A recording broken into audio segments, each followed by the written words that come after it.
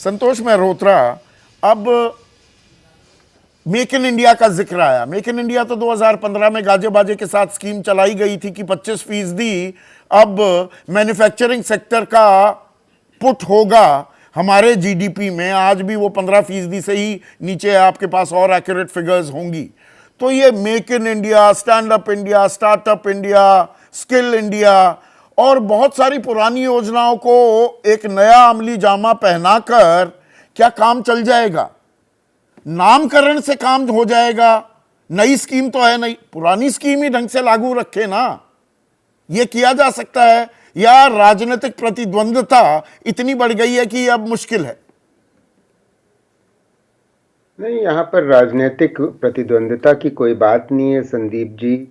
दिक्कत ये है कि टारगेट तो हमको बताए गए थे मेक इन इंडिया में कि हम, आपने जैसे सही कहा कि 25 साल 1991 के बाद 25 साल मैन्युफैक्चरिंग का योगदान हमारी जीडीपी में 17% था। मगर वो इस सरकार में 16 के बाद वो निरंतर गिरा, वो गिर करके 13% हो गया, 17 से 13 आ गया और अभी जाकर के वो वापस 17 गया। यानी कि 17 से 25 तो होना बिल्कुल फजूल की बात है, वो तो गिरा था, पहली बात। दूसरी बात, मैन्युफैक्चरिंग में जो एम्प्लॉयमेंट था, जो रोजगार था, उसमें 2012 में 6 करोड़ लोग हमारे देश में काम करते थे।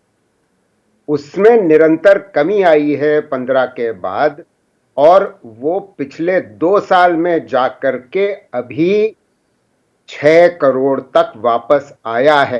तो आप ये समझ लें कि बातें बहुत हैं, मगर बहुत दुखद बात यह है कि मैन्युफैक्चरिंग वो रोजगार नहीं पैदा कर रहा है जो करना चाहिए। दूसरी बात पे आपने बहुत अच्छी बात एमएसएमईज की करी, सूक्ष्म और छोटी इकाइयों की, सरदाना साहब ने भी करी। बात यह है कि जब भी छोटी इकाइयों की बात होती है तो स्टार्टअप्स के बारे में चर्चा शुरू कर लेते हैं। सरकारी लोग, है ना। अब आपने बहुत सही बात फरमाया कि इसमें कोई शक नहीं है कि कोविड के दौरान स्टार्टअप्स की संख्या बढ़ी, विदेशी पैसा आया तो स्टार्टअप्स की संख्या बढ़ी। वो कोविड के दौरान जरूर बढ़ोतरी हुई थी, मगर आप जैसे सही फरमा रहे थे, कोविड जैसे ही खत्म हुआ और वो जो बूम पीरियड था, जबरदस्त ले ऑफ्स हुए हैं, जबरदस्त बेरोजगारी उसमें हुई हैगी स्टार्टअप्स में। और पर यहां पर मुझे ये समझाइए, सॉरी फॉर इंटरवीनिंग प्रोफेसर साहब, नहीं, ये आप रोजगार, जब रोजगार की ये तस्वीर जो आप पेश कर रहे हैं, तो रोजगार तो कहीं ना कहीं गरीबी से जुड़ा होता है। अगर मैं गरीब हूं, रोजगार मिल गया, गरीबी से ऊपर निकल जाऊंगा। सरकार तो दावा कर रही है, आज अपने अभिभाषण में राष्ट्रपति द्रौपदी मुर्मू ने कहा कि उनकी सरकार ने 25 करोड़, करीब 25 करोड़ देशवासियों को गरीबी से बाहर कर दिया। तो रोजगार कम हो रहे हैं और गरीबी से ऊपर जा रहे हैं लोग, ये दोनों चीज तो नहीं हो सकती ना। किसकी बात मानूं?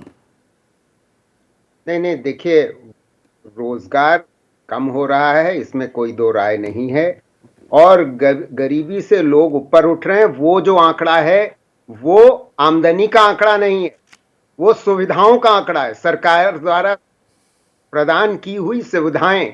तो सरकार सुविधाएं जो प्रदान कर रही है कि गैस दे रही है, घर दे रही है और 6,000 रुपए साल को का किसान को दे रही है, वो सुविधाएं हैं, उससे आमदनी बढ़ रही है, ऐसा नहीं है। तो मैं वापस एमएसएमई पे आ जाता हूं, बहुत जरूरी है समझना। 20 सेकंड में सर, बिल्कुल समय नहीं है। 20 सेकंड, आपने मुझे आखिर में बुलाया तो फिर 20 सेकंड का 30 तो कर दीजिएगा, चलिए प्लीज। हाँ जी। स्टार्टअप्स के बजाय हमें बात करनी चाहिए 6.5 करोड़ एमएसएमईज की, जो 6.5 करोड़ एमएसएमईज हैं गैर कृषि क्षेत्र में, वही सारा रोजगार पैदा करती हैं। जैसे अरुण ने सही बताया, अरे हमारे भाजपा के जो प्रवक्ता हैं वो लघु उद्योग भारती लोगों से ही बात कर लें, और जो एमएसएमईज की बात है, उसमें रोजगार निरंतर कम हुआ है। इस वजह से तो लघु और ये जो सूक्ष्म उद्योगों पर हमें और जोर देना होगा, ध्यान देना होगा, लेकिन ये कर्ज, ये जो डेट ट्रैप है, इससे भी बाहर निकलना होगा।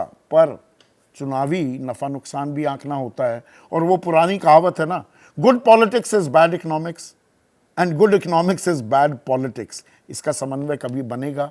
कल होता दिखेगा क्या? जैसे ही घड़ी का काटा दोपहर 2:30 पे आए, बबीता जी का दिल सास बहू साजिश के लिए मचल जाए। और ये है इनकी बहू, पूरे दिन ऑफिस की टेंशन हो जाए गॉन जब ये करें अपना फेवरेट शो फ्री टाइम पे ऑन। इनकी तरह आप भी देखें अपना फेवरेट शो अपने टाइम पर और डाउनलोड कीजिए एबीपी लाइव ऐप अपने स्मार्ट टीवी पर।